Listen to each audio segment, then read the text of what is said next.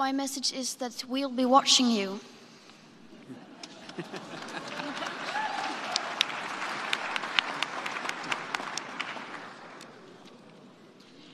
This is all wrong.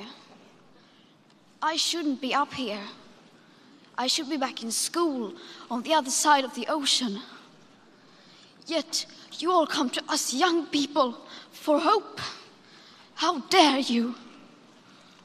You have stolen my dreams and my childhood with your empty words, and yet I'm one of the lucky ones. People are suffering. People are dying. Entire ecosystems are collapsing. We are in the beginning of a mass extinction, and all you can talk about is money and fairy tales of eternal economic growth. How dare you?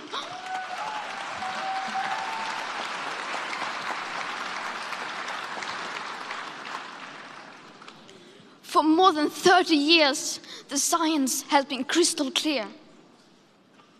How dare you continue to look away and come here saying that you're doing enough when the politics and solutions needed are still nowhere in sight?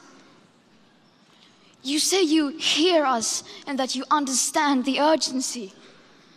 But no matter how sad and angry I am, I do not want to believe that.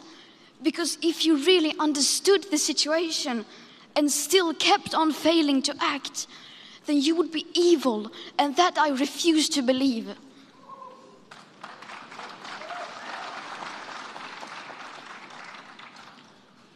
The popular idea of cutting our emissions in half in 10 years only gives us a 50% chance of staying below 1.5 degrees and the risk of setting off irreversible chain reactions beyond human control. 50% may be acceptable to you, but those numbers do not include tipping points, most feedback loops, additional warming hidden by toxic air pollution, or the aspects of equity and climate justice. They also rely on my generation sucking hundreds of billions of tons of your CO2 out of the air with technologies that barely exist. So a 50% risk is simply not acceptable to us, we who have to live with the consequences. To have a 67% chance of staying below a 1.5 degrees of global temperature rise, the best odds given by the IPCC, the world had 420 gigatons of CO2 left to emit back on January 1st, 2018. Today, that figure is already down to less than 350 gigatons. How dare you pretend that this can be solved with just business as usual and some technical solutions? With today's emissions levels, that remaining CO2 budget will be entirely gone within less than 8.5 years. There will not be any solutions or plans presented in line with these figures here today, because these numbers are too uncomfortable and you are still not mature enough to tell it like it is. You are failing us.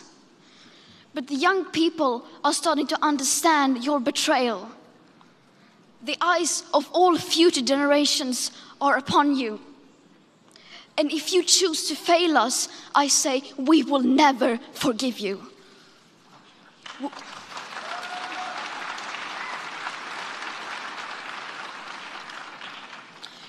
We will not let you get away with this. Right here, right now, is where we draw the line. The world is waking up, and change is coming whether you like it or not. Thank you.